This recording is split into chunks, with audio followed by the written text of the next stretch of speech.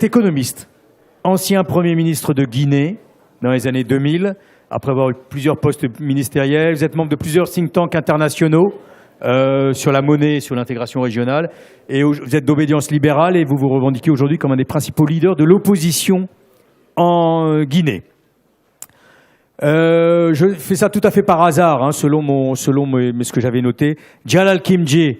Bonjour Djalal, vous êtes depuis un an à peu près directeur général délégué de Proparco. Vous êtes dans le métier évidemment depuis de nombreuses années. Donc Proparco, le bras privé, armé vers le privé, hein, de l'AFD, de l'Agence française de développement. Cédric Achille Bengemzui, vous êtes expert des systèmes financiers, monsieur. Vous êtes gabonais, fonctionnaire international à Abidjan, à la BAD. Coordinateur, vous avez longtemps travaillé à la Citibank, hein, sur les marchés de capitaux et les financements des infrastructures. Et il a sorti un bouquin très intéressant qui s'appelle « Libérer le potentiel de l'Afrique » avec à Saint-Honoré Éditions. Et vous interrogez sur, évidemment, de très très nombreux sujets pour l'Afrique, dont la question de l'industrialisation, la question des infrastructures, on vient d'en parler, et puis, et c'est là où vous allez nous intéresser aujourd'hui, libérer le crédit. Voilà, libérer le crédit aujourd'hui en Afrique.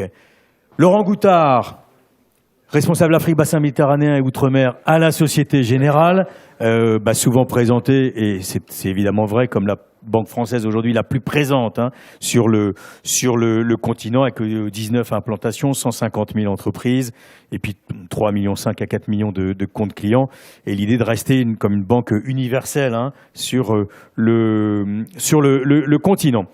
Et puis Pedro Novo, directeur exécutif en charge de l'export, BPI France, je le disais, on vous connaît bien, hein, chez Business France, où souvent vous venez nous parler de tel ou tel pays et quelles sont les solutions que BPI France peut proposer pour donc exporter vers ces pays. Allez, Monsieur Diallo, prenez un micro.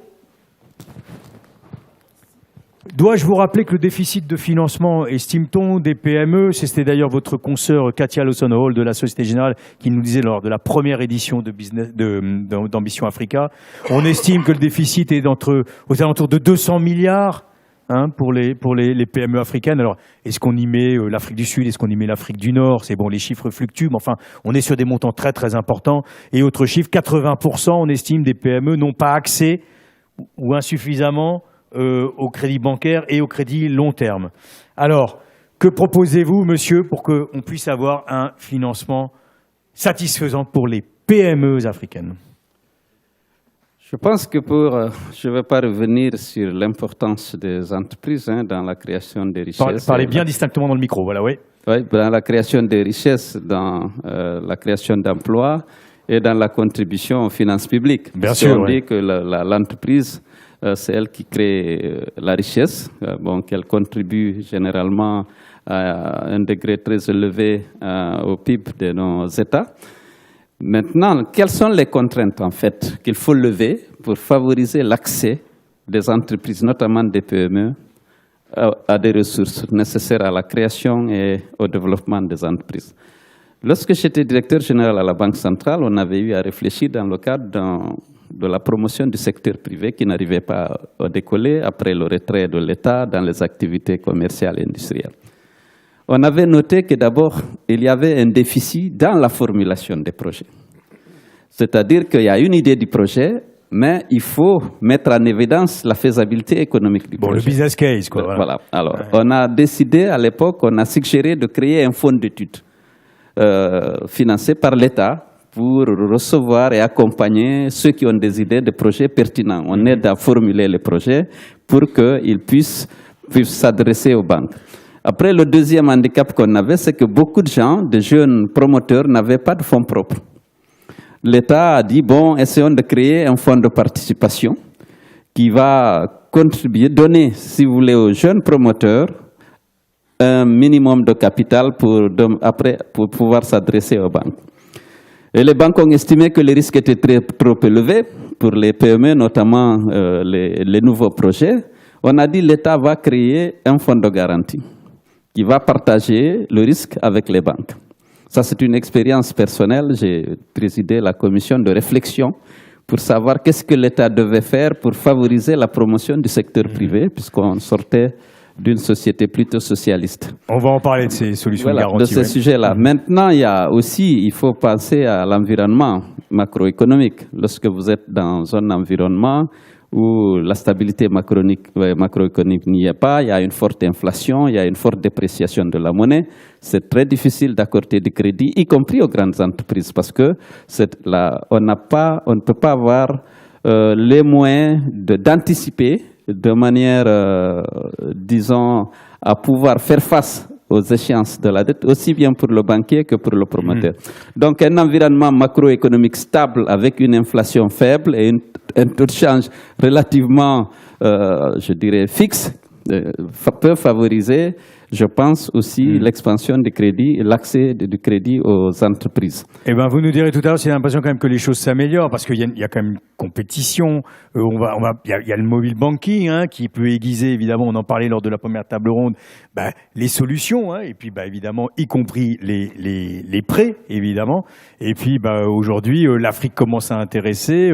Certes, il y a des banques françaises qui ont tendance un peu aujourd'hui à réduire la voilure, mais pas d'autres. Et puis, il y a des acteurs internationaux qui se positionnent. Donc voilà, on va voir si aujourd'hui, les PME africaines, certaines se structurent, il y a un écosystème plus vertueux qui se met en place. Si aujourd'hui, donc, il y a quand même des choses qui peuvent émerger. Monsieur Mbengue-Mzui, quand je vous ai eu au téléphone, vous m'avez dit, le problème, c'est que la question de l'épargne locale n'est pas assez posée.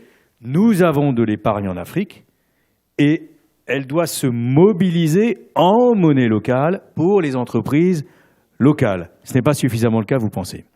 Oui, tout à fait. Merci et bonjour à tous.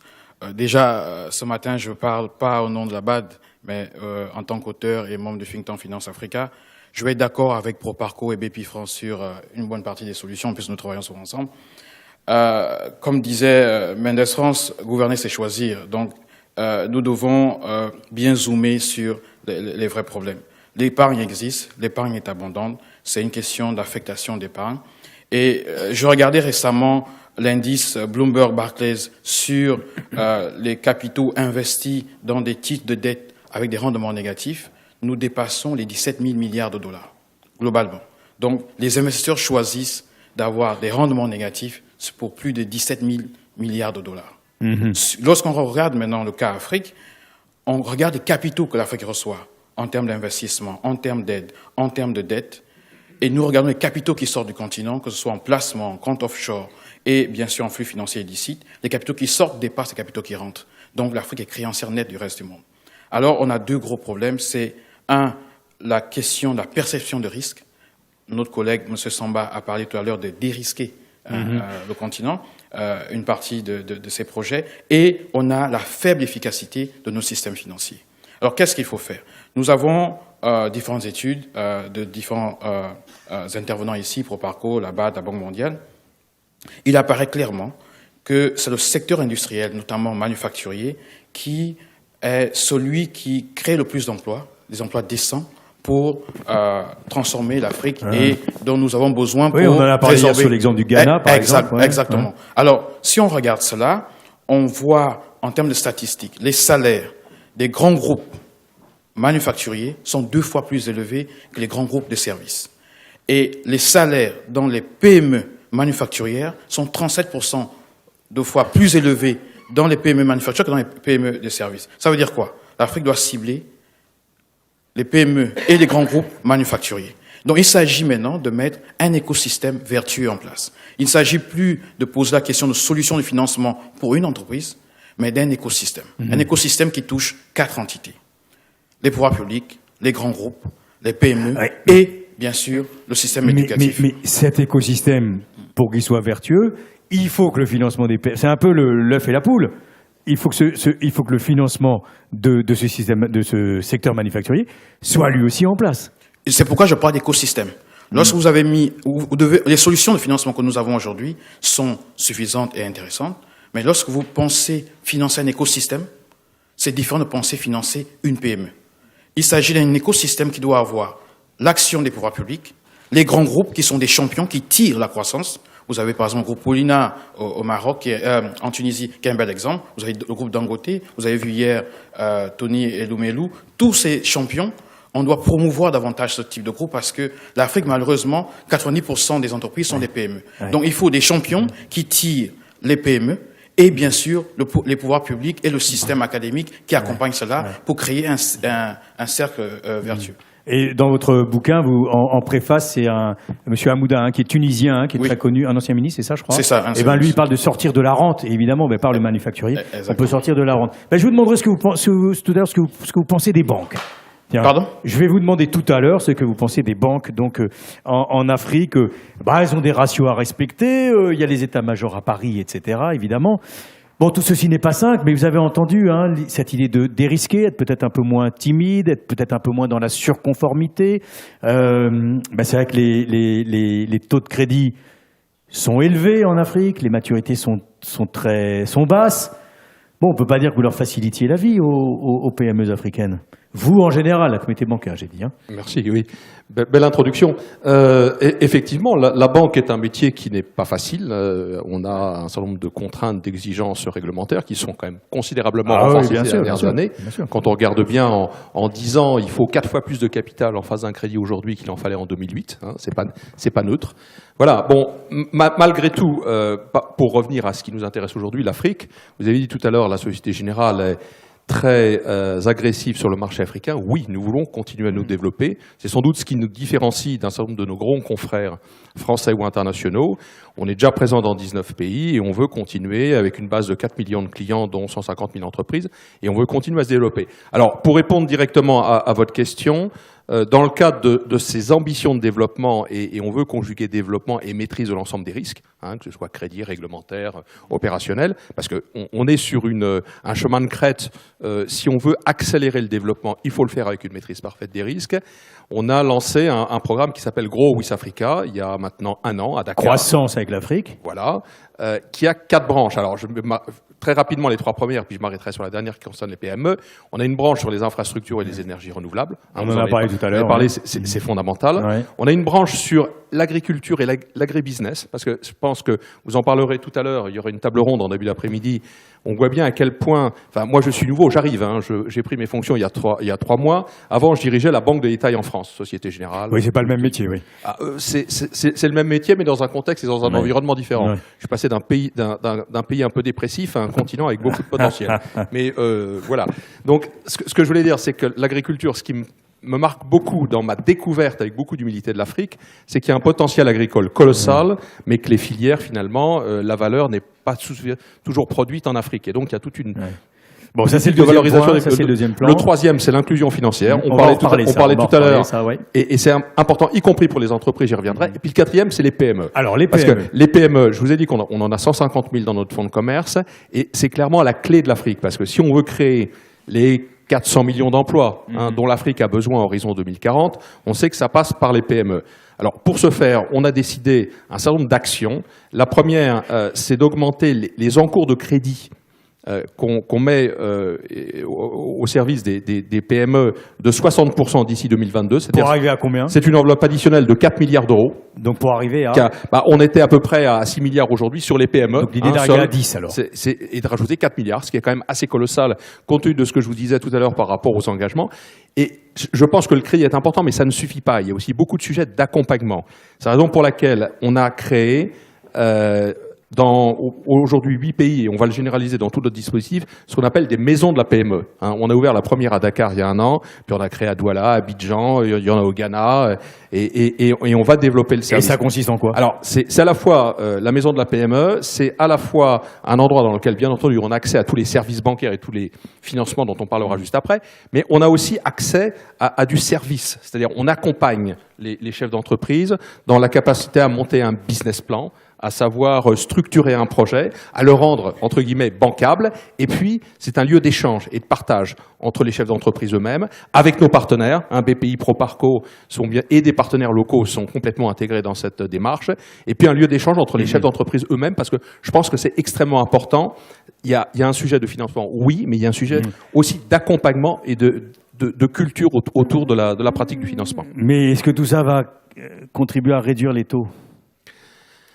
Écoutez, les taux, d'abord, je découvre un continent, quand on parle de l'Afrique, il y a autant de pays qu'il y a de taux. De taux. Hein. Moi, j'ai été, par exemple, j'ai dirigé notre filiale au Maroc pendant 6 ans. C'est très différent de l'Afrique subsaharienne. Alors, les taux, on est dans un contexte concurrentiel. On a aussi un coût du risque. Hein. J'entendais tout à l'heure, on a quand même des coûts du risque importants auxquels on doit faire face. On est dans une logique de développement. On est une banque privée, hein, donc par nature, on est là aussi pour faire des bénéfices, mais je crois que c'est le cas de tout le monde. Mais on pense qu'on peut conjuguer développement, accompagnement des PME. Sur les PME, effectivement, qui ont des projets qu'on accompagne et qu'on connaît avec, historique et fidélité, on arrive à des conditions de taux dans un certain nombre de pays qui sont tout à fait compétitives. Alors, je me tourne vers Jalal Kimji et puis Pedro Novo. Messieurs, bon, on est d'accord, hein, évidemment, en Afrique, le crédit est rare, le crédit bancaire, enfin le crédit classique. Et bon, il y a les tontines, hein, cela dit, il y a des choses qui existent, hein, il y a plein de choses que nous, on n'imagine pas, et je vois que monsieur opine. Alors, effectivement, le crédit est cher et court, hein, Pedro, et puis vous, Jamel. Qu'est-ce que ça change pour vous, alors, en quelque sorte? Comment, dans ce contexte, vous pouvez avoir, et on va commencer par vous chez Proparco, avoir une action ciblée sur les PME? Alors déjà, juste en introduction, l'Afrique reste évidemment notre priorité. Hein. Chez Proparco, c'est 40% de notre activité. Ouais. Et sur les 3 prochaines années, ça va représenter à peu près 4 milliards d'euros de financement, dont la moitié consacrée aux PME. Et quand on parle de PME, en fait, on aime parler de toute la chaîne, partant de la start-up en création, start-up en croissance, la PME qui recherche du crédit et la PME qui recherche des fonds propres pour croître. Et c'est pour ça qu'en mars 2019, la France a lancé l'initiative Choose Africa. Et l'idée de cette initiative de 2,5 milliards d'euros d'ici 2022, c'est vraiment d'essayer de couvrir toute la gamme de besoins entre ces startups et les PME. Alors, c'est une approche qui se veut quantitative, puisqu'on va doubler le volume de financement par rapport à la période précédente, mais c'est surtout une approche qualitative.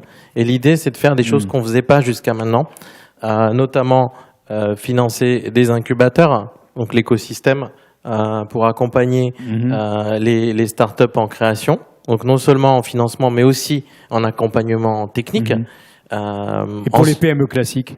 Et pour les PME, donc on parle des startups en création, ensuite on parle des startups en croissance. On investit de plus en plus dans des fonds de capital risque, sachant qu'en Afrique, c'est un marché qui est naissant. Le capital risque en Afrique, je crois qu'en 2017, c'est 500 millions d'euros de levée versus 7 milliards pour l'Inde. C'est des économies équivalentes. Et donc là, on veut encourager les épargnants à investir en capital risque, et donc on investit aussi dans des fonds capital risque. Pour les PME, 2 types d'accompagnement. D'abord, du financement, et on travaille beaucoup avec les institutions financières. On travaille avec une centaine d'institutions financières en Afrique, des banques locales. Donc on fait 2 choses avec elles. Des lignes de crédit de maturité plus longues que ce qu'elles pourraient avoir classiquement, pour que ces lignes... Donc, rallonger les maturités. Voilà, pour que ces banques-là puissent financer des PME africaines sur des maturités plus importantes. Et deuxième approche, des schémas de partage de risque. Donc on va garantir 50 à 75% du risque pris par ces banques locales pour qu'elles aillent plus loin. Alors l'idée, on en parlait tout à l'heure, la question c'est comment faire pour les pousser, ces banques locales, sans casser leur modèle économique, à financer des zones fragiles, des zones qui ne sont pas couvertes.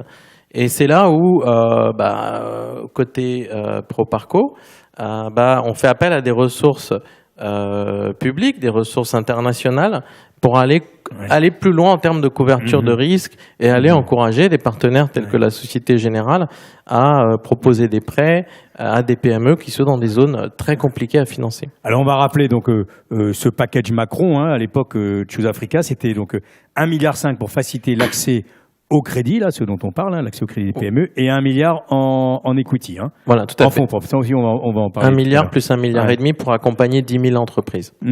D'accord. Et alors, est-ce que déjà ça marche? Est-ce qu'il y a une demande? Est-ce qu'on a déjà des chiffres? Tiens. Alors on a fait un premier bilan. Donc à juin de cette année, on a financé à peu près 750 millions via une combinaison de dettes, de fonds propres et de garanties. Quand on regarde par rapport à la trajectoire, on pense être dans la trajectoire et en bonne voie pour atteindre ces 2,5 milliards. Est-ce que ça suffit ? On regarde les besoins à 300 milliards versus 2,5 milliards. Donc quantitativement, ça suffit pas. Mais nous, notre rôle, comme toutes les banques de développement, c'est de travailler avec les partenaires qu'on a autour de ce panel et pour faire en sorte que on remplisse des besoins qui ne sont pas remplis et qu'on dérisque pour mobiliser de l'épargne privée pour qu'elle vienne s'investir sur ces zones-là. Alors, Pedro Novo, vous nous avez écouté religieusement jusqu'à présent. Donc, on l'a dit, hein, le crédit est cher et court. La logique dette fonds propres est délicate, hein, parfois, de placer le curseur en Afrique. Qu'est-ce que ça vous inspire, vous qui financez l'export des entreprises françaises? Alors, pour avoir des entreprises françaises qui cartonnent, qui marchent en Afrique, il faut qu'évidemment, il y ait un tissu performant en Afrique. Qu'est-ce que ça vous inspire aujourd'hui? Puis après, on parlera un peu de vos instruments. Et quand je me répète, hein, quand je vous ai au téléphone, je me dis, ah, chouette, on va parler quand même quelque chose là de vraiment concret, cet angle de financement des PME africaines. Qu'est-ce que chez BPI France, alors que vous avez vocation à aider les PME françaises à exporter, qu'est-ce que vous faites pour les PME africaines? Mais pas que, parce qu'il y a dans le rôle de BPI France, et merci parce qu'à la fin des fins, tout ce que nous avons entendu jusqu'à maintenant, une des clés de la solution serait que chaque pays en Afrique est une BPI finalement. Parce que le rôle que nous avons construit, enfin, en tout cas la structure que nous avons bâtie depuis 20 ans au sein de BPI France répond à l'ensemble des sujets qui ont été évoqués et chacun dans son rôle remplit une partie de ses missions. Et M. Diallo l'a dit en introduction, au final, quand on parle de capital, de fonds de garantie, d'equity pour démarrer, c'est tout ce qui a été la base de la constitution de la Banque publique d'investissement en France. Donc concrètement, déjà, on vend le modèle.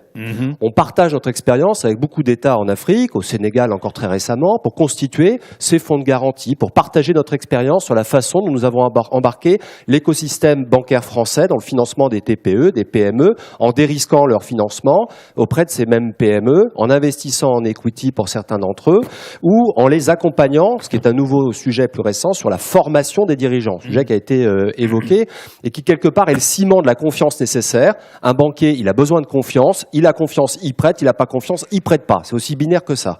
Donc en termes de confiance, il y a les fondamentaux financiers, il y a la gouvernance de l'entreprise, et il y a la formation des dirigeants sur la capacité à démontrer la viabilité d'un projet, à emmener des partenaires avec lui, et à fédérer tant le public que le privé pour convaincre le partenaire bancaire de prêter. Donc finalement, au sein de BPI France, c'est la première étage, c'est partager ce modèle, expliquer comment on peut créer des modèles de banques publiques locales qui fédèrent les écosystèmes publics et privés, facilitant l'accès au financement des PME. Premier point. Le deuxième point, c'est, on vient de le citer et on le fait très régulièrement avec Proparco, c'est nourrir l'écosystème equity de ressources financières. Il y a eu Averroès, on est sur le 4e. C'est un fonds, hein. C'est un fonds de fonds. C'est-à-dire c'est un fonds qui apporte de la liquidité aux sachants du continent. C'est pas nous qui savons investir dans des entreprises en Afrique. En revanche, il y a des spécialistes sur le marché qui ont cette relation directe avec les entrepreneurs et nous les nourrissons de cette liquidité.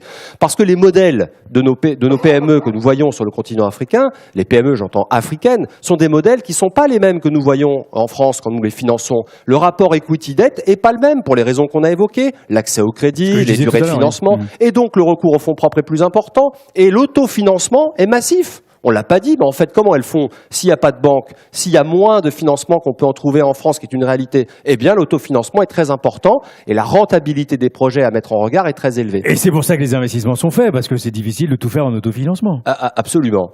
Alors, je termine sur les deux autres points que je voulais évoquer avec vous en complément sur cette vision d'écosystème. Il y a l'export, naturellement, et une des clés, finalement, pour des PME africaines, eh bien, c'est de séduire des PME françaises. C'est-à-dire de réussir à les faire collaborer, coopérer en mode cheval de Troie pour que ces PME françaises arrivent avec des ressources financières extrêmement compétitives, qui viennent de la Société Générale, qui viennent des partenaires bancaires présents sur la place. Il y en a d'autres, on est obligé de citer, pas tout le monde, cher Laurent, mais de citer la communauté bancaire française, qui embarquent avec elles dans leur bilan de la ressource financière pour co-investir dans une JV, par exemple, ou dans un projet collaboratif. Et en même temps, vous avez monté un fonds build-up international qui donc effectivement des opérations de financement aux côtés d'une entreprise française, une grosse PME, une ETI, etc., qui voudrait investir dans une boîte africaine. Et vous m'avez dit, mais non, on n'a pas d'opération pour le moment. Bon, alors d'abord, le fonds est tout à fait récent et il y a pas d'opération. Il y a des opérations ciblées sur l'Afrique en cours de négociation. Il n'y a pas d'opérations transformées sur le continent. Elles sont plus aux États-Unis et en Europe centrale pour le moment. Mais c'est parce qu'il n'y a pas ces PME africaines. Elles sont pas identifiées, elles sont pas assez solides. Il y a des très beaux champions en Afrique, on les a cités en partie, il y en a beaucoup. Il y a des très très belles ETI industrielles qui sont dans une croissance galopante en matière d'infrastructures, d'équipements et d'agro-industrie en particulier, et l'énergie et le power également, qui offrent de belles opportunités. Bon, vous nous rappellerez tout à l'heure ce qui existe en instruments pour les boîtes françaises sur l'Afrique, en prospection, en assurance crédit, en crédit export, etc., etc. Monsieur Diallo, alors, qu'est-ce que vous pensez de l'initiative Macron ? Les 2,5 milliards sur l'accès au PME au crédit et puis le private equity. C'est une bonne initiative. On n'est pas dans la France-Afrique. C'est quelque chose qui véritablement sert l'Afrique de demain, les PME. C'est une excellente initiative parce que l'une des contraintes qu'on a identifiées, il y a la rareté des ressources. Vous avez dit tout à l'heure que le crédit est cher, il est rare et il est court. Bon, dans la mesure où ça permet de mettre à disposition des ressources destinées effectivement à ce segment des entreprises qui comportent énormément de risques, parce que tout l'exercice, c'est de voir comment réduire les risques, comment les maîtriser. Je pense que la Société Générale, en ouvrant la maison des PME, avec le système d'accompagnement, parce qu'il faut aussi transférer de la compétence, il faut transférer du bon management au niveau du promoteur de projet, au niveau des directeurs, des gérants de projets. Mais s'il n'y a pas encore de la ressource, s'il y a une ressource à des taux, disons, plus ou moins concessionnels, et qui sont mises à la disposition des banques qui ont toujours des ressources très courtes, comme on le dit, ça peut favoriser, parce on a vu regarder le problème toujours du côté de l'emprunteur. On n'a pas vu les contraintes auxquelles étaient soumis les prêteurs, avec la réglementation, avec la rareté des ressources longues, avec une série de contraintes aussi. Et j'ai parlé tout à l'heure de l'environnement qui est de la responsabilité de l'État de créer un environnement avec une justice vraiment fiable, avec une inflation maîtrisée, avec une série de conditions à satisfaire pour favoriser la prospérité des PME au-delà du crédit. Donc je pense que ce qui est essentiel et qui a été dit par le représentant de Procapo, l'accompagnement est extrêmement important. Il faut transférer la compétence, il faut assurer le suivi et aider le prometteur. Et essayer de réduire le poids de l'informel en faisant le transfert du secteur informel au secteur formel, tout en essayant, ça il faut des politiques publiques de qualité pouvant inciter, encourager les entreprises du secteur informel à passer au niveau du formel. Qu'est-ce que vous en pensez, M. Mbangemzui, de ce Choose Africa? Est-ce que ça pourrait inspirer d'autres pays? Évidemment, ce double volet à la fois sur les fonds propres et sur l'accès à la dette. Ouais, merci. Je pense que c'est une très bonne initiative et cette initiative sera encore plus efficace dans les marchés où les systèmes financiers sont plus développés. Lorsqu'il y a déjà une épargne. Regardez un peu les pays ou les marchés où les ressources et financements externes sont plus efficaces. C'est l'Afrique du Sud, c'est le Maroc, c'est la Tunisie, c'est le Nigeria, l'Égypte. Donc les pays émergents. Voilà. Et donc il faut déjà un travail domestique. Comme dit Warren Buffett, you have to have skin in the game. On ne peut pas reposer la transformation de nos PME, de nos entreprises, en comptant sur Paris ou Londres ou une autre plateforme. Et j'ai une autre question pour vous. Qu'est-ce que vous pensez du système bancaire en Afrique? Alors, sur cette question, est-ce que vous trouvez qu'ils sont timides et qu'ils sont trop dans la surconformité, le risque? C'est pareil partout, le système bancaire, un peu partout, ils sont frileux. Je pense que c'est problème de financement, même en France, on le pose. Alors, on passe de 18% crédit sur PIB, crédit domestique secteur privé sur PIB, 18% dans les années 2000 à 28% actuellement. Et cela grâce à l'essor des banques locales africaines. Un effort très fort fait au niveau du Maroc, même chose au niveau du Nigeria. Il y a eu une consolidation bancaire. On a créé des champions comme UBA de Tony Elumelu qu'on a vu hier. On a le même cas au Kenya, et toutes ces banques-là éradient positivement le paysage bancaire en Afrique. Un cas très intéressant, c'est Afriland First Bank au Cameroun, qui est né avec le mécanisme des tontines sur lequel il s'est reposé et qui finance des segments très souvent que les banques à capitaux étrangers qui étaient là depuis les indépendances ne voyaient pas ces segments-là. Et donc, ce partenariat entre les capitaux externes, les initiatives, fonds propres, dettes et partage de risques ne sont plus efficaces que dans les marchés où il y a un effort important au niveau des acteurs locaux. Laurent Goutard, il y a effectivement une vraie agressivité des banques marocaines, par exemple, aujourd'hui, en Afrique francophone, dans votre précaré. Si vous voulez nous dire un petit mot là-dessus, je suis preneur. Et puis, alors, ma deuxième question pendant qu'on y est. Ce matin, il y a quelqu'un qui nous a dit le problème, imaginez que la France, si on avait le même système bancaire qu'en Afrique, ce soit que de la banque privée, en quelque sorte. Il y aurait la banque privée pour ceux qui peuvent, et puis les autres, il n'y aurait rien. Et l'Afrique, c'est un peu ça, c'est une gigantesque banque privée, en quelque sorte, et il n'y a pas le reste. Alors peut-être un mot, les banques marocaines, oui, je les connais bien. J'ai travaillé 6 ans au Maroc, on a une très grosse filiale au Maroc, donc j'y retourne régulièrement. Oui, ce sont des acteurs importants, mais vous savez, on est dans une configuration du marché africain, au sens large, encore une fois, parce qu'il y a beaucoup de disparités d'un pays à l'autre, où nous, Société Générale, on se positionne comme étant, à horizon 5 ans, sans doute une des dernières banques internationales à être présente et très présente et avec une volonté de développement, et avec en face de nous un certain nombre de compétiteurs panafricains, qui soient marocains, sud-africains, nigérians, de grande qualité, de grande valeur. La compétition, de toute façon, on en a besoin aussi pour avancer, et on est sur un marché en croissance. Alors, je rebondis sur votre deuxième question, qui touche une remarque de quelqu'un ce matin qui disait, oui, mais vous imaginez comme si nous, on n'avait que de la banque privée. Ça tombe très bien, parce que ça venait effectivement d'un dialogue avec notre partenaire TACPAY, et on parlait de l'inclusion financière. Monsieur Eoné, oui. Oui. Alors, là, on n'est plus sur le domaine des particuliers. Quoi que vous allez voir, il y a aussi un lien fort avec les PME. Moi, sur les particuliers, je crois fondamentalement en Afrique à une banque qui se développe avec 2 canaux qui sont complémentaires, qui ne sont pas concurrentiels, mais qui sont étroitement complémentaires. Effectivement, une banque classique d'agences qui sont en train de se transformer aussi, et qui va s'adresser plutôt à des segments élevés de la population, pas que de la banque privée, je pense aussi beaucoup de classes moyennes. On le voit bien dans des pays d'Afrique du Nord ou dans des pays comme le Sénégal et la Côte d'Ivoire. On a ces classes moyennes qui émergent et qu'on accompagne avec une gamme de produits assez large. Et puis, on a toute une partie de la population qui n'a pas les mêmes besoins, qui n'a pas les mêmes attentes et pas le même pouvoir d'achat, et qui a besoin effectivement d'avoir une offre d'inclusion qu'on apporte au travers des wallets. Et c'est ce qu'on a lancé avec de la mobile money. Le mobile money, YOP. Ouais. On a lancé YOP dans 7 pays il y a maintenant 1 an. On a aujourd'hui 1 million de clients.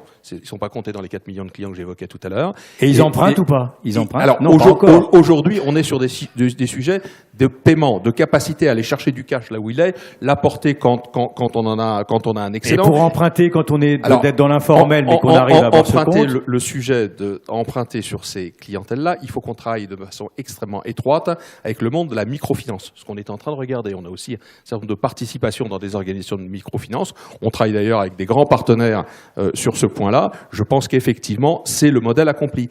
Et à un moment donné, cette capacité à venir, je dirais, intégrer dans un environnement financier des clients qui ne sont pas des clients purement bancarisés, je pense qu'on l'a au travers des wallets. Alors, là où ça a un impact fort sur les entreprises, c'est qu'on développe aussi beaucoup notre produit YOP auprès des entreprises, pour une raison très simple, c'est que ça leur permet de dématérialiser tous les flux de paiement pour payer leurs salariés et pour payer leurs fournisseurs. Je pense notamment à des grands brasseurs qui, de ce fait, payent directement par le biais du mobile. Et on voit bien tout de suite l'intérêt qu'on a tous avec ces solutions. C'est à la fois de l'intégration, de l'inclusion financière, mais aussi on gagne en rapidité, en sécurité et quelque part en coût de transmission du service. Djalal Kimji, tout ce système informel qui commence à monter en gamme quand même, et c'est peut-être demain, les PME de demain, en quelque sorte.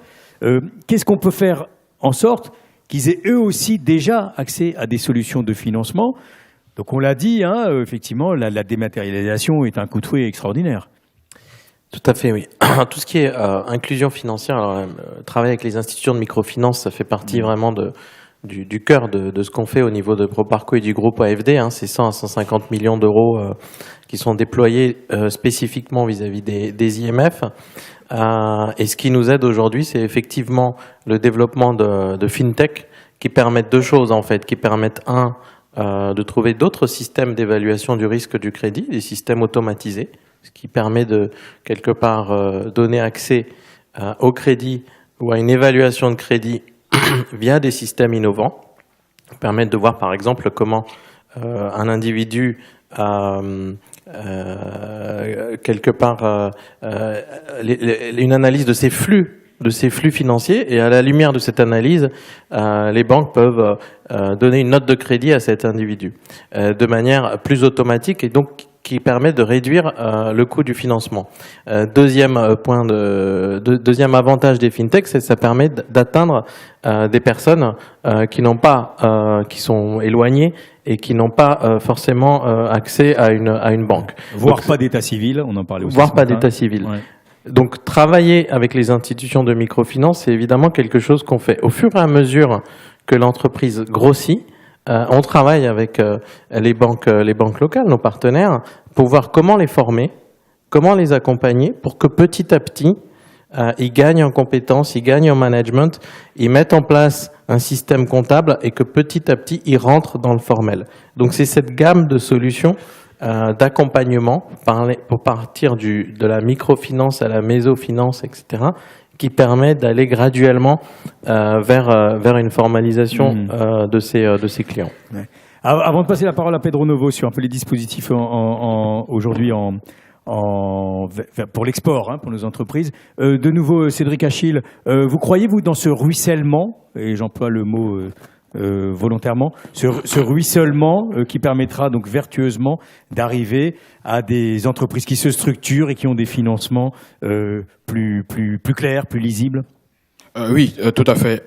Toujours, rien de cela ne se fera s'il n'y a pas un travail fort au niveau de la mobilisation d'épargne domestique. Je prends juste un cas. On a parlé d'inclusion, on a parlé de moyens de transparence. Mais vous avez essentiellement une partie de la population active qui est dans l'informel. Qui est dans l'informel.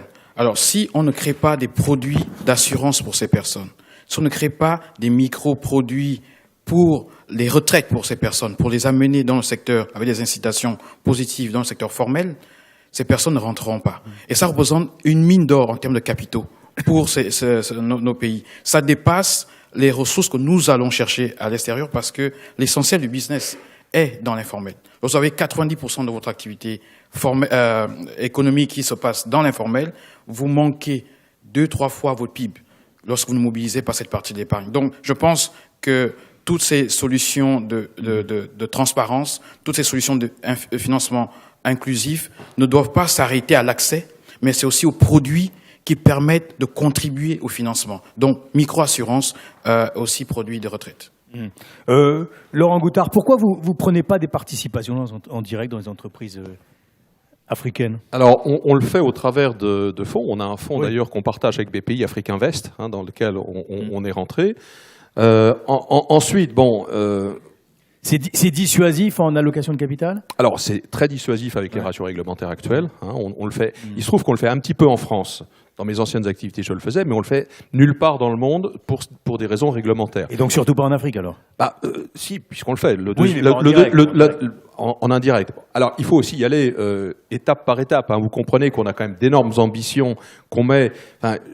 J'entendais tout à l'heure qu'il n'y a pas de ressources, pas de capitaux. C'est vrai qu'on manque de ressources longues. C'est vrai qu'on manque encore de capacité à accompagner tout le potentiel du continent. Mais en ce qui nous concerne, nous, on alloue 60% de crédits supplémentaires dans une période où les ratios réglementaires sont terribles. Je veux dire qu'il n'y a aucune zone dans le monde au sein du groupe Société Générale où on va faire de tels efforts. Alors derrière, il y a ces sujets qu'il faut regarder. Je pense que c'est une question de maturité aussi de nos organisations à nous. On a dit quelque chose tout à l'heure qui est fondamental, c'est la montée en compétence des ressources humaines. Moi, je suis impressionné par la qualité des ressources humaines qu'on a dans nos banques, à un moment où on leur demande beaucoup, parce qu'effectivement, il faut à la fois être très commercial et très réglementaire, et ça, c'est pas toujours simple. C'est pas toujours simple. Je pense qu'on a aussi à travailler sur la montée en compétences progressive de nos équipes pour répondre à ces sujets. J'ajoute un dernier point sur lequel on est aussi actif et ça répond aussi au sujet de ressources longues. Dans des pays comme le Maroc, comme la Côte d'Ivoire à Abidjan, on a aussi une société de bourse, on a aussi des sociétés de gestion d'actifs. Et ça, le développement des bourses locales et le développement et là, on crée bien le lien entre la banque privée d'un côté et le financement des entreprises de l'autre, est quelque chose qui doit monter en puissance. Alors, ce sont aujourd'hui des petits ruisseaux, mais on va travailler à faire en sorte que ce soit des grands fleuves dans le futur. Alors, Pedro Novo, je change un peu de sujet, mais avant de passer la parole à la salle, la BPI France Export, évidemment. Je sais que c'est une phrase que vous aimez bien, hein, c'est que comment permettre à des sociétés françaises de mettre, en quelque sorte, l'Afrique à portée de leur bilan. C'est une phrase que vous aimez bien. Concrètement, comment peut-on, quelle est l'exposition de BPI France aujourd'hui sur l'Afrique?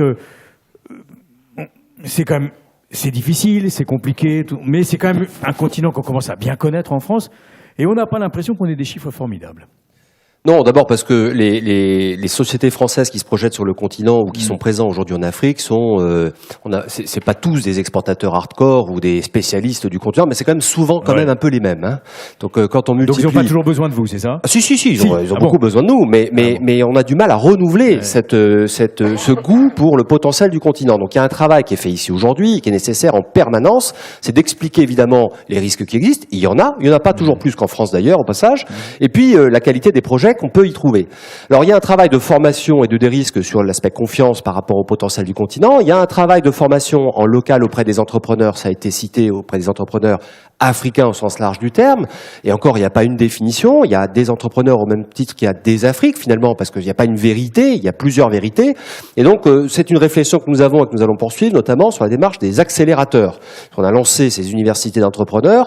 Nous avons un accélérateur international. Nous lancerons un accélérateur franco-africain qui mélangera des entrepreneurs africains et des entrepreneurs français. On partira sur une promo d'une 20aine d'entreprises pour démarrer, avec des entreprises qui partagent la même ambition, venant du continent africain, venant de France, et qui vont grandir ensemble pour partager leurs problèmes. Quel serait le profil de ces PME africaines? Des PME de croissance, on va dire on n'a pas fixé de plafond ni de plancher pour le moment, on s'ouvre totalement sur ce sujet-là, on va détecter des entreprises qu'on a pu repérer dans nos relations, dans les projets que nous portons, et qui souhaitent s'entourer de compétences, de conseils, pour justement se structurer, apprendre à grandir, faire un x5, x10 sur 5 ans par exemple en taille, et ça suppose beaucoup de sujets qu'on a évoqués déjà. Il y en aurait dans le manufacturier par exemple? Immensément dans le manufacturier. Ouais. Alors, pour revenir maintenant à la question, comment on met finalement l'Afrique en général à la portée du bilan de PME françaises. La vérité est vraie dans l'autre sens. Comment on met les PME françaises à la portée du bilan d'entreprises africaines également? Eh bien, le sujet de l'exposition de BPI France sur l'Afrique, il représente grosso modo entre 6 et 7% de tout ce que l'on fait en matière de crédit en France. Donc quand on fait par exemple 600 millions de crédits qui s'appelle le prêt croissance international, qui vise à financer le BFR de développement international des PME françaises, c'est un prêt à 7 ans, 2 ans de différé, pas de garantie en blanc et toujours en cofinancement avec la communauté bancaire ou avec des investisseurs. Eh bien ce produit-là, c'est pas plus de 7% sur l'Afrique. Quand on regarde nos produits de garantie, la garantie des projets internationaux qui couvre les apports à une filiale hors espace européen, c'est pas plus de 7% non plus. Quand on regarde nos opérations en matière d'assurance crédit, c'est 6 milliards d'expositions sur le continent. C'est pas plus de 4% d'exposition du volume global. Ça, c'est pour garantir les impayés. C'est pour garantir contre le risque économique, contre le risque commercial, le risque d'impayés en général. Okay. Bon, c'est pas beaucoup non plus. C'est pas beaucoup non plus. En revanche, quand on regarde le sujet du crédit export, qui est le financement des ventes d'un contrat commercial, le crédit acheteur, le crédit acheteur, le rachat de crédit fournisseur, qui est une ingénierie financière pensée par des grands industriels pour des grands industriels, là, le besoin exprimé par les PME et l'exposition que nous avons sur le marché de la PME, c'est 60 à 70% de ce que l'on fait. Alors le volume qui est né, puisque c'est une activité naissante depuis 2 ans chez BPI France, c'est 300 millions d'euros par an de crédit.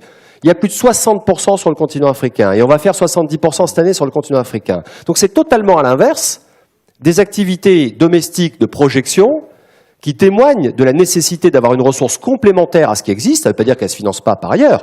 Ça veut dire que dans le cadre du contrat commercial qui va les lier à une entreprise française ou qui a suffisamment de produits français pour avoir une assurance de l'État, l'agence de crédit export, ce qu'est BPI France Assurance Export, qui gère pour le compte de l'État ce qu'on appelle l'activité de DCA en France, eh bien nous apportons une couverture aux partenaires bancaires qui financent ces transactions, comme la Société Générale et les banques commerciales de place.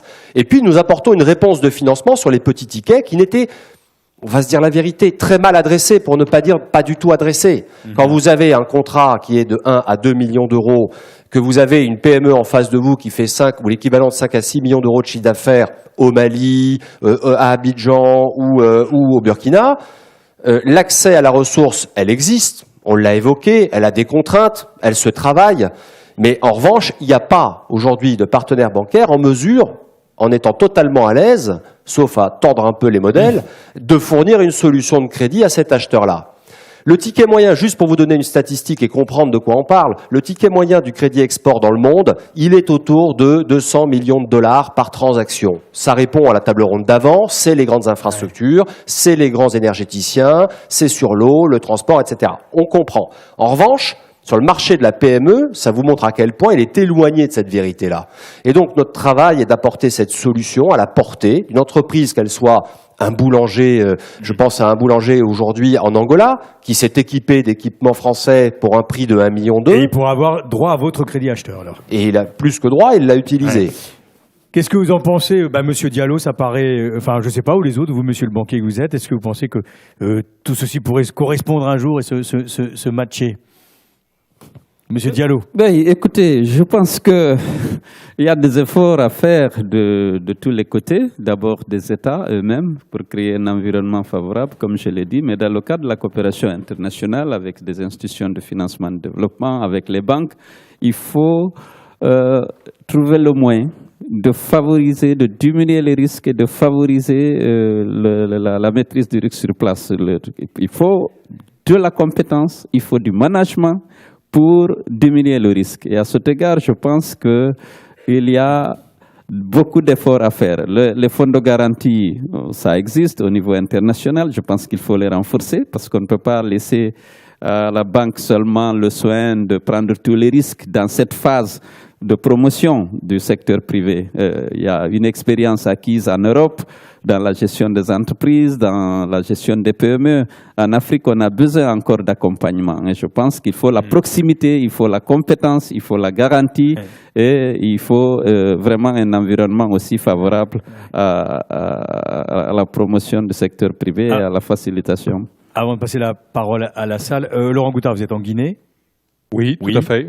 Et le boulanger de Conakry peut vous intéresser quand il veut investir dans son four et dans sa chaîne de production, la petite boulangerie industrielle, etc. Écoutez, quand je dis qu'on a 4 millions de clients et un fonds de commerce en croissance, notre banque en Guinée-Conakry a des clients qui sont aussi bien PME, TPE que particuliers. Alors, s'il a un projet et si on réussit à l'accompagner, je ne vois pas pourquoi il y a un certain nombre de pays dans lesquels il va pouvoir importer sa chaîne de production de France.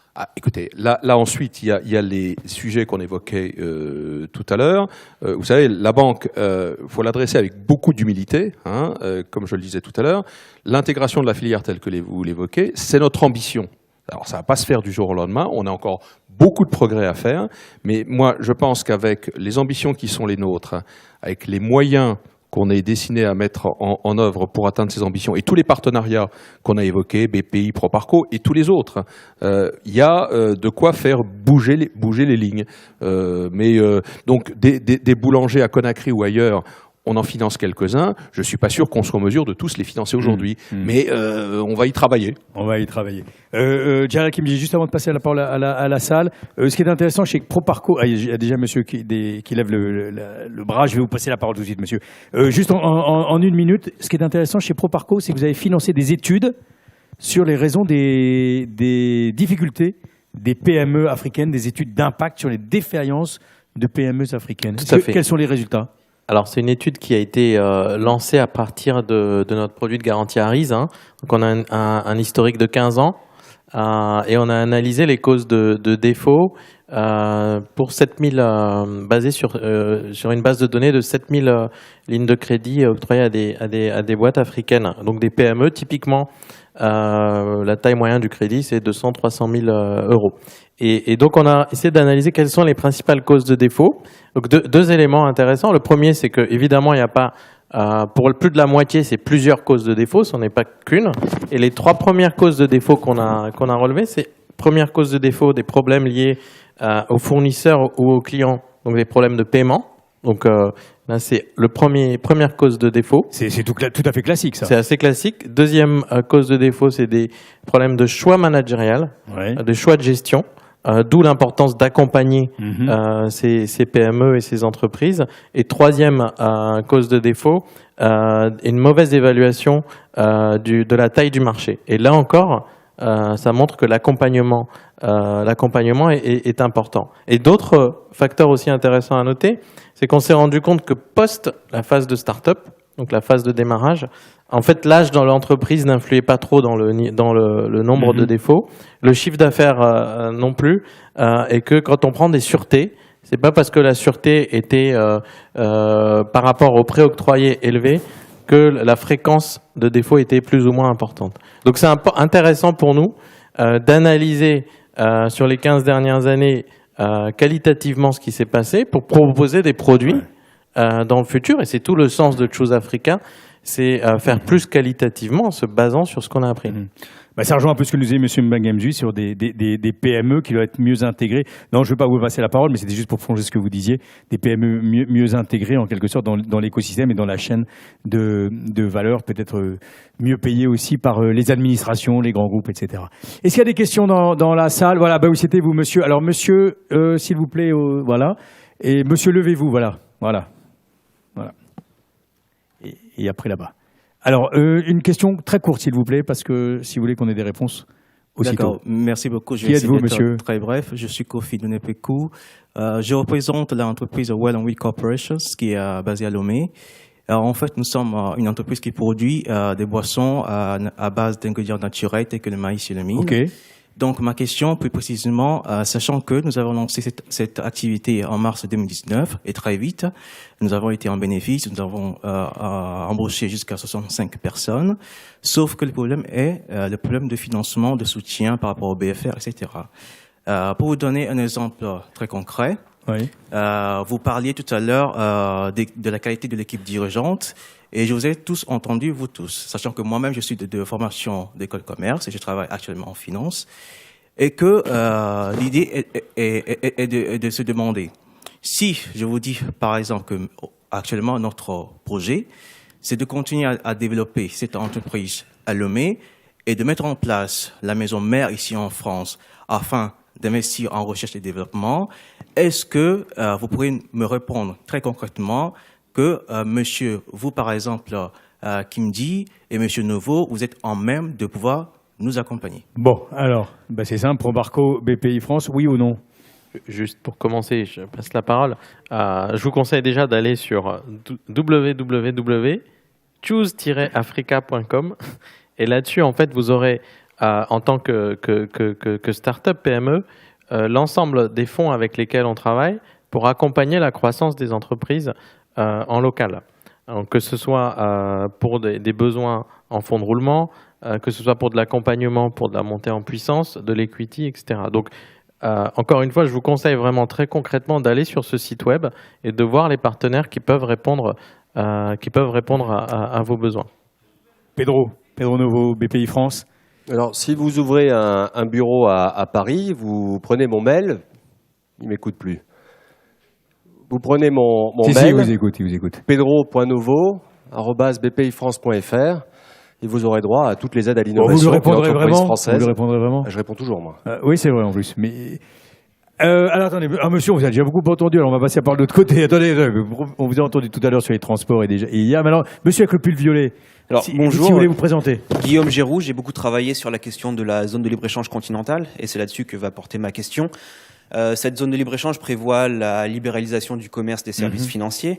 Alors, pour commencer, est-ce que vous pensez que cette zone de libre-échange a le potentiel de faciliter l'accès des PME africaines au financement? Et si oui, quel type d'engagement les États qui négocient cet accord devraient prendre pour pouvoir libérer ce potentiel? Qui veut répondre là-dessus? Pas évident. Est-ce que ça pourrait concerner jusqu'aux PME dans leurs besoins en financement? Qui veut répondre? Oui. Monsieur Mbangamzui. Oui, alors c'est très bien qu'on ait une zone de libre-échange. Encore une fois, il faut qu'on construise des champions. Et ces champions doivent être en phase avec les stratégies d'industrialisation régionales. Pas des petites stratégies d'industrialisation par pays, mais au niveau régional. C'est quoi la stratégie d'industrialisation dans la CEMAC, dans la CEDEAO? On veut être champion dans quoi? Et lorsqu'on a défini cela, on a ces champions. Tout l'écosystème de PME accompagne cela et les pouvoirs publics aussi sont là pour faciliter les financements cross-border entre les pays et bien sûr toute la gamme des instruments financiers dont nous venons de parler. C'est vraiment une opportunité parce que en termes de débouchés, c'est énorme. En termes d'expertise, transfert d'expertise d'un pays à un autre, c'est énorme. En termes de moyens de paiement, c'est aussi énorme. Donc, je ne vois que des opportunités. Et je pense que c'est le moment, effectivement, de s'implanter dans ces pays-là. Et si je veux prendre le cas au niveau de la France, c'est ici on veut voir un peu la participation de l'expertise française dans la mise en place de parcs industriels au niveau de l'Afrique, de technopoles avec certaines zones pour stimuler la croissance dans ces régions-là. Alors, monsieur, vous êtes déjà levé. Qui êtes-vous, monsieur? Oui, bonjour, je suis Alassane Ba, expert comptable. Je dirige un cabinet d'audit et de conseil basé en Guinée. Ouais. Donc, on est commissaire aux comptes de plusieurs banques de la place, notamment les françaises. On accompagne aussi des PME avec des bailleurs de fonds comme IFC dans le cadre de leur renforcement des capacités.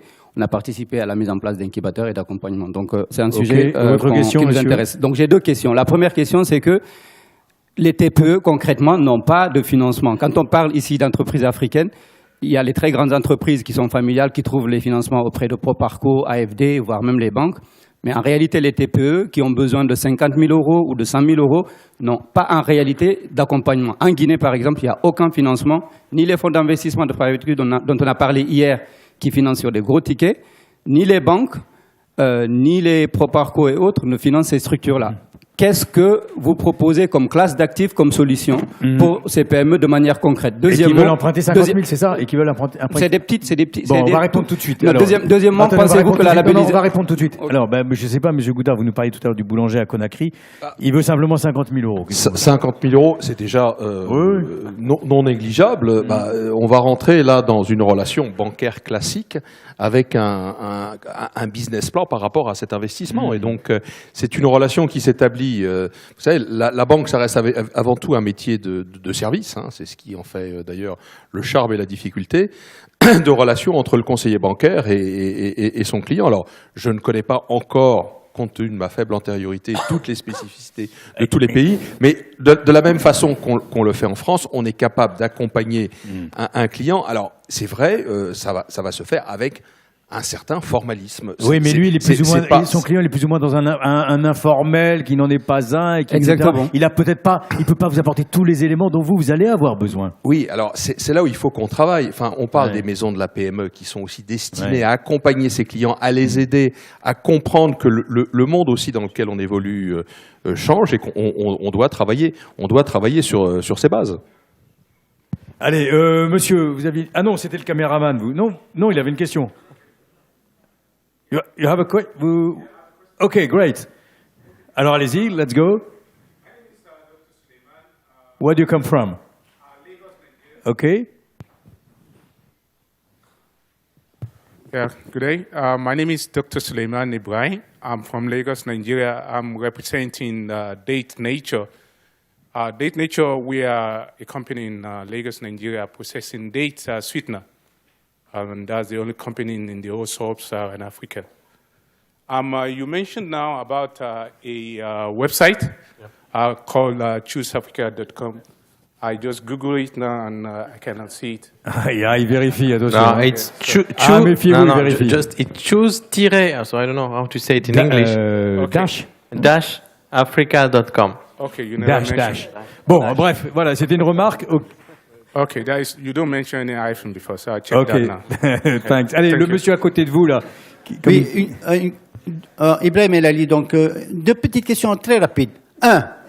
Comment on peut renforcer, ça c'est pour M. Diallo particulièrement, les capacités de garantie pour les PME africaines? Par exemple, le cadastrage ou bien la titrisation. En tout cas, on a très peu de garanties en Afrique sur les sociétés. Comment on peut les renforcer, ça? Première question. Deuxième question, rapide. Alors la garantie... Aux banquiers, aux différents organismes banquiers. le jeune homme l'a posé la question, mais comment on peut faire pour que nos sociétés africaines aient des financements à hauteur de 4, 5%? On a la même monnaie qu'ici, et pourtant, ici, on a 2%, là-bas, on a du 13, 14, 15, 16, 17% quelquefois. Est-ce qu'on ne peut pas, sur le fonds CFA, par exemple, prendre un quota de garantie pour le mettre dans les banques centrales et augmenter la capacité aux banques locales de pouvoir faire des crédits à 4%? Sinon, on s'en sortira jamais. Monsieur Diallo. Oui, bien sûr. Je pense que j'ai parlé tout à l'heure de la garantie. Il faut que tous les acteurs intéressés à la promotion du secteur privé, notamment des PME, il faut qu'on s'associe pour mettre en place des garanties pour diviser le risque. Le risque est trop élevé dans un pays où 50% du PIB est produit par le secteur informel. Il faut nécessairement que le risque soit partagé entre les institutions de financement du développement, les États qui ont beaucoup intérêt à ce que ce secteur privé soit productif, compétitif pour créer de la richesse, payer des impôts et taxes et surtout créer des emplois. Je pense qu'il y a là une coopération indispensable pour que tous les acteurs impliqués voient comment diviser le risque. Maintenant, par rapport au CFA, j'en parle comme ça, je pense que le coût du crédit, c'est un ensemble. Vous avez le coût de la ressource, la rémunération du risque et les frais administratifs.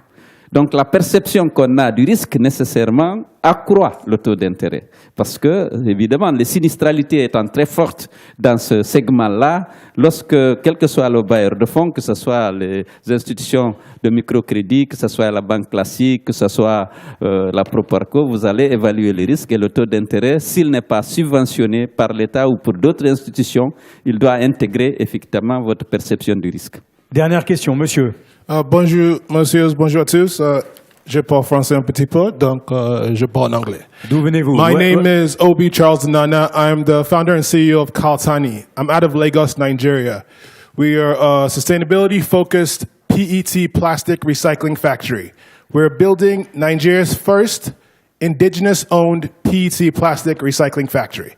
As we all know, sustainability is a key thing. Climate change is a problem.